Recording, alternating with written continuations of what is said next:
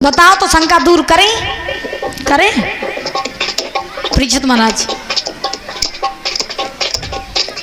तो कारण उसका एक था कि जनक ने राजा दशरथ के यहाँ पत्र क्यों नहीं भिजवाया, पत्र क्यों नहीं भिजवाया। अगर शंका है तो चलो दूर करें दे रहे। उसका एक कारण है, कारण ये है कि एक बार जनक मिथिला नगरी में महाराज एक बहुत पतिव्रता स्त्री रहती थी।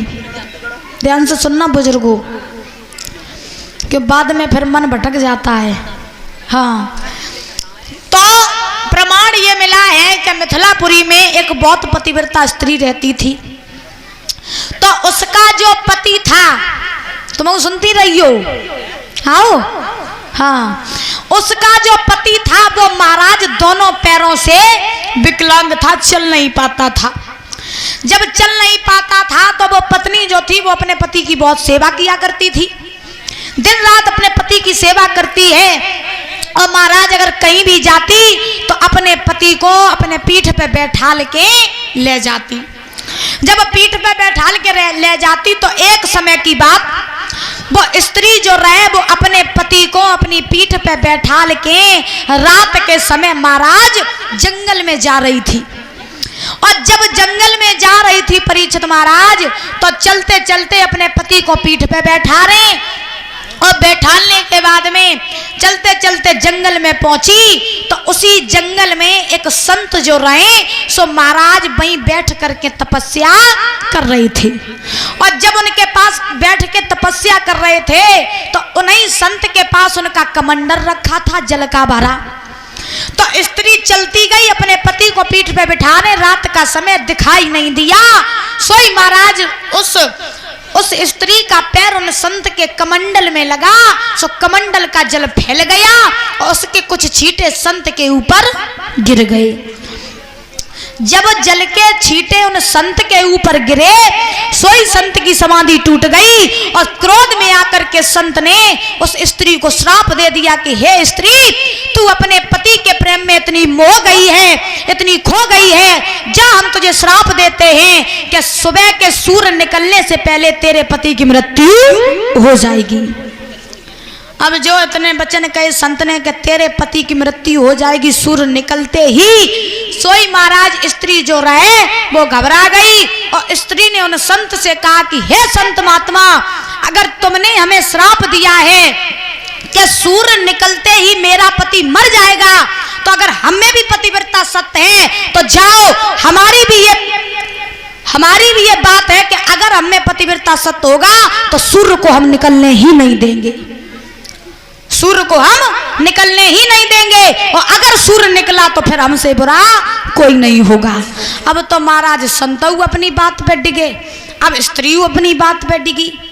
अब महाराज धीरे धीरे समय व्यतीत हुआ, जैसे ही सवेरा हुआ तो स्त्री जो रहे वो बैठ गई वहीं पर अपने पति को लेके, और महाराज सूर्यदेव से प्रार्थना करने लगी कि हे सूर्यदेव, अगर हमने अपने पति की थोड़ी सी भी सेवा की है, अपने पति की थोड़ा सा भी हमें पतिव्रता सत्य है, तो आपसे मेरी विनती है कि आप निकलना नहीं। महाराज वैसा ही हुआ, सूर्यदेव नहीं निकले। अब जब सूर्यदेव नहीं निकले तो एक दिन नहीं, 2 दिन नहीं, 3 दिन नहीं, सूर्य निकल ही नहीं रहे। अब तो मिथिलापुरी में हाहाकार मच गया कि सूर्य क्यों नहीं निकल रहे, चारों तरफ अंधेरा ही अंधेरा है। तो महाराज जनक ने अपने सैनिकों को भेजा और जवाब दिया, जाओ पता लगाओ जाकर के कि सूर्य क्यों नहीं निकल रही, क्या कारण है।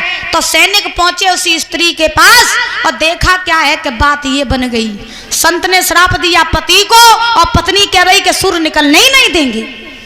तो महाराज उसी समय जनक जी उन्हीं संत के डंगा आए जिन संत ने उस स्त्री को श्राप दिया था। जनक जी पास आए तो जनक जी ने दोनों हाथ जोड़े संत के और जवाब दिया, प्रभु ये बताइए कि ये श्राप वापस कैसे होगा, आपका ये जो श्राप है ये वापस कैसे होगा। बात समझ में आ रही है, ये श्राप है जो आपने इस पुरुष को दिया ये वापस कैसे होगा। तो संत ने एक उपाय बताया, क्या कि अगर कोई पतिव्रता स्त्री, अगर कोई पतिव्रता स्त्री यहाँ पर आए और पास के कुएं से कच्चे घड़े में कच्चे धागे से जल निकाल के इसके ऊपर डाल दे तो श्राप से मुक्त हो जाएगा। अब जनक जी ने कही अच्छा ऐसी बात? संत बोले हाँ ऐसी बात। तो महाराज जनक ने सारे महाराज महलों में सारे राज्यों में खबर करवा दी कि कोई पतिव्रता स्त्री हो तो वो आकर के कच्चे घड़े से कच्चे धागे से जल निकाल के इसके ऊपर डाल दे। तो महाराज अब बात पहुंची धीरे धीरे धीरे धीरे वही बात अवध में पहुंच गई। जब अवध में पहुंची तो कौशल्या जो रही बेवकम पतिव्रता नहीं थी। तो जब कौशल्या को जब बात पता चली कि ऐसे ऐसे फरमान आया है तो कौशल्या दशरथ के पास पहुंची और जवाब दिया प्रभु अगर आपकी आज्ञा हो तो क्या मैं चली जाऊं और हम भी अंजवाए आए? अंजवाने में क्या जाता है? तो हम भी चले जाएं। तो दशरथ बोले ठीक है अगर तुम जाना चाहती हो तो चली जाओ, तुम भी अपना अंजवा लो जाके। तो महाराज कौशल्या चली। तो जैसे ही कौशल्या चली अब कुएं में वो कच्चा घड़ा कच्चे धागे से जैसे ही डाला पानी भरा तो घड़ा महाराज वहीं पे गिर गया। वो भी विसफल हो गई। जब वो भी असफल हुई तो महाराज अयोध्या में एक मैतरानी रहती थी। अयोध्या में एक मैतरानी रहती थी। तो वो जो मैतरानी थी वो भी बहुत बड़ी पतिव्रता थी।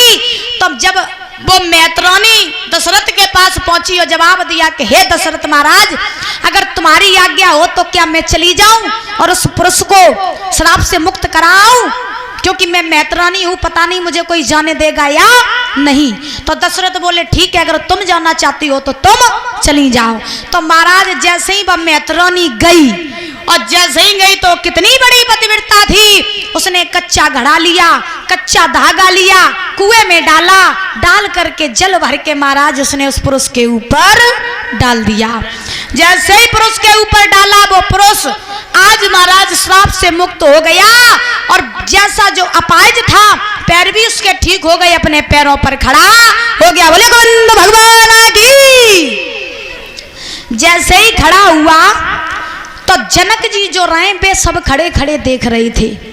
जनक जी सोचने लगे दशरथ की पत्नी कौशल्या आई बेहू आ रही, बड़ी बड़ी रानियां आई बेहू आ रही, और जब मैतरानी ने आए कि जब श्राप से मुक्त करवाए दो तो पता नहीं अयोध्या में कितने बड़े बड़े लोग रहते हैं। इसीलिए जनक ने सोची कि अगर पत्र हमने दशरथ के यहाँ भिजवाया तो कहूँ ऐसो ना हो कि मैत्रेयी चले ऐसो धनुष को तोड़ के सीता को ले जाए।